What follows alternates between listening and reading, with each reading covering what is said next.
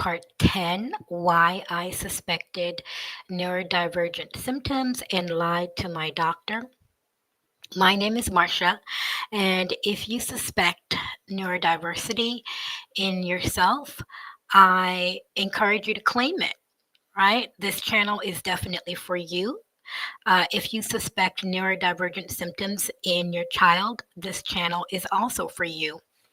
So, welcome, welcome. Alrighty, let's get into number 10.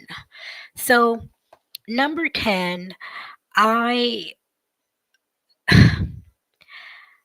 I brushed on it a little bit in number 9 where I really enjoyed um, not cleaning up my act. As a matter of fact, I um, liked being the victim, right? I wallowed in my self pity. Oh, poor me, right? Because I was the center of my universe, right? I think it was that ego. I was feeding my ego, right? As long as I was not getting help, I could sleep in bed all day, which I enjoyed. I could, sit around, potter around the house and be in my pajamas, right? I could watch other people live their lives, which is one of the things I really enjoy, which is people watch and talk about them and judge them from afar. And they would never know. I could journal about it. I can laugh at them, right? And I didn't have to look inside myself. It was really easy to do that. So that is the insidious, nefarious part of uh, not seeking help, lying to my doctor. It's the part where you're crying out for help, but you secretly enjoy it. um, I don't know, maybe it's a little bit masochistic, but it's the truth. And unless, in my opinion, an individual actually get in front of a therapist or a psychologist and psychiatrist and, you know, do some work, you're never going to admit that to yourself. Oh my God, you would lie to yourself. You would lie to everybody else. You would just never come face to face with your denial. Um, you need some help to, peel back those layers of the onion inside of you and get down to the root of the problem. I mean, dig that root out. Get into that dirt. Get those dirt underneath your fingernails and pull really hard. Put your muscle into it. Use your arm strength, your forearm. Get your fingers on that root and pull it out. You don't have to pull yourself up by your bootstraps. I didn't. You can get help.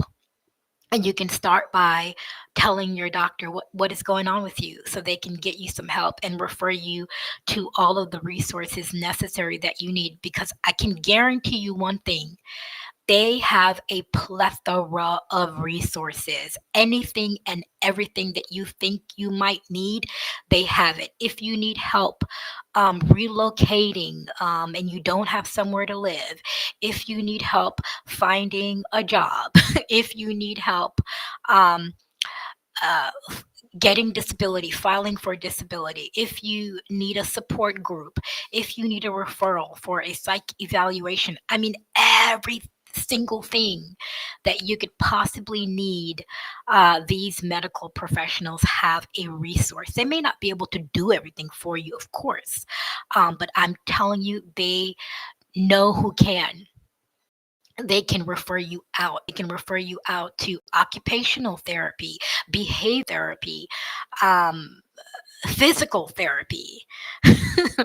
I know I was referred to the neurologist. I was having some nerve issues in my hand, and I believe it was stemming from lack of sleep and stress. And then it exasperated when I started working in the emergency room, being around a lot of stressful, toxic environment where nurses eat their young.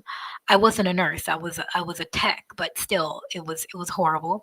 And I'm on my feet for 12 hours of the day, and I was having nerve issues, and my PCP referred me out to a neurologist to see what was going on with me. So your doctor is just not there, to just shoo you off to a psychiatrist to provide you with meds. They really are there to give you all the resources that you can possibly think of. I mean, it's literally at your fingertips.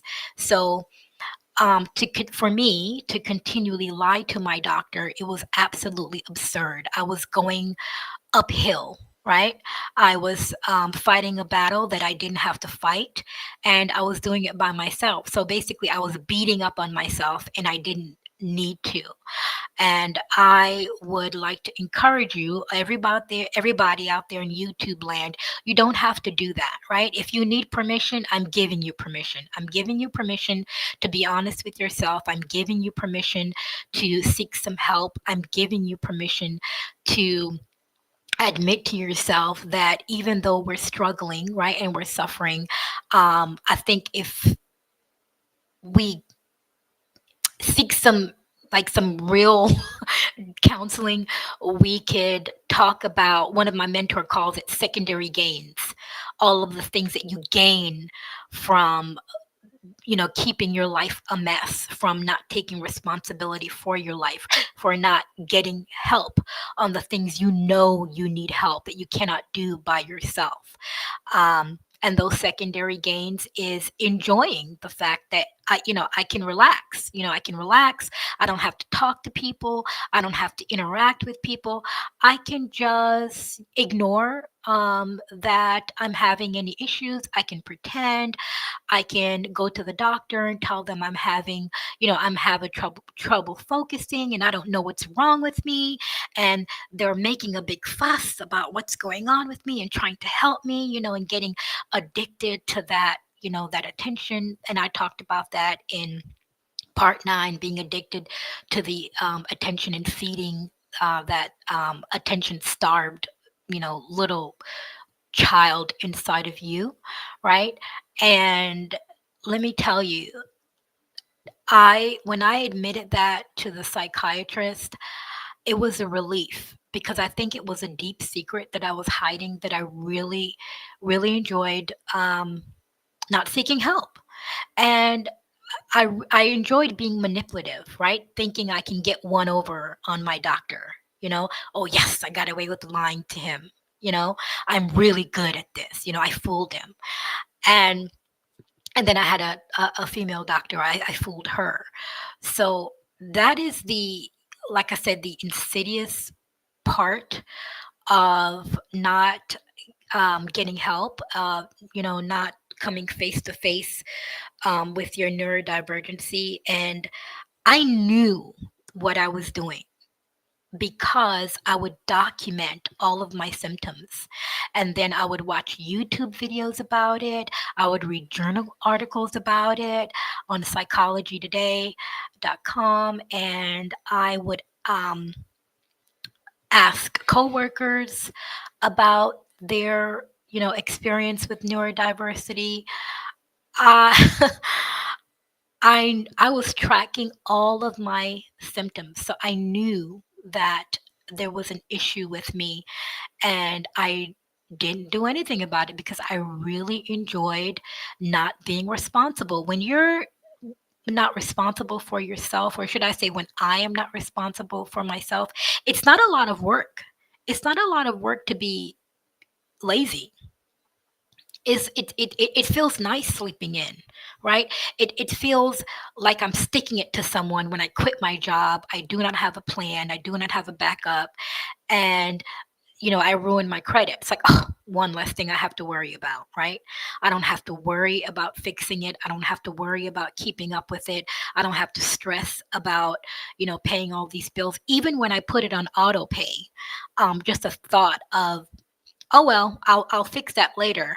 I enjoyed that. Um, so that's one of the reasons why I lied to my doctor about my symptoms that I was experiencing.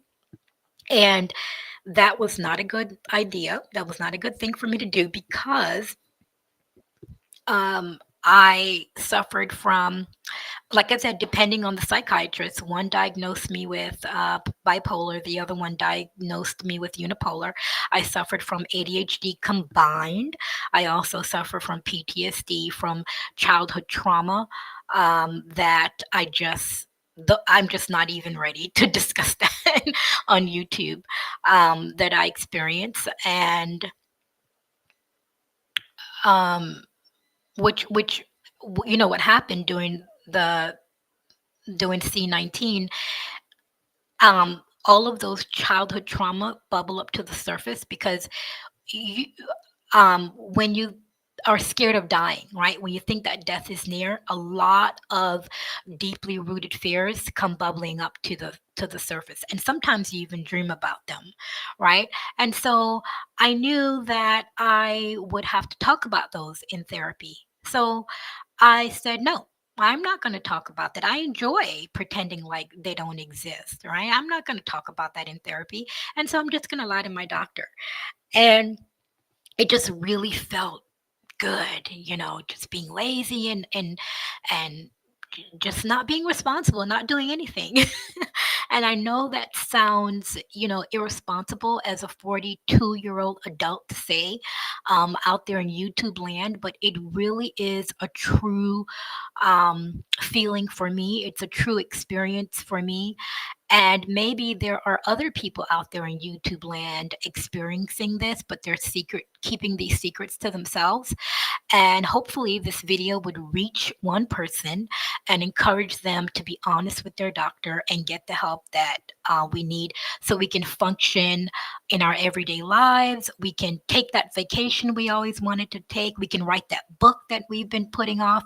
We can cultivate those friendships that we always wanted to have, or fix a friendship that we've broken, right? So if you think that enjoying all of the bad parts, right, of not getting help is fulfilling, I promise you, you're going to be even more satisfied when you do get help, because then you won't feel guilty about enjoying unproductive things. You won't feel out of place or have low self esteem when you do go out. So even though inside I was enjoying not doing anything, I still felt out of place when I was around people that was going places, going on vacations that I wanted to go on.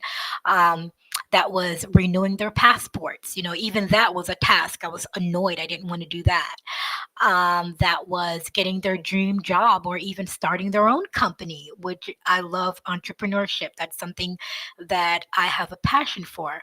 And so those things can turn into envy and jealousy, and you can self sabotage, or even worse, you can sabotage someone else because of your envy and jealousy. So enjoying not being responsible for your life and wallowing in self pity and enjoying the fruits of no labor, right, can really lead to bad consequences. So, do you see how one thing led to another?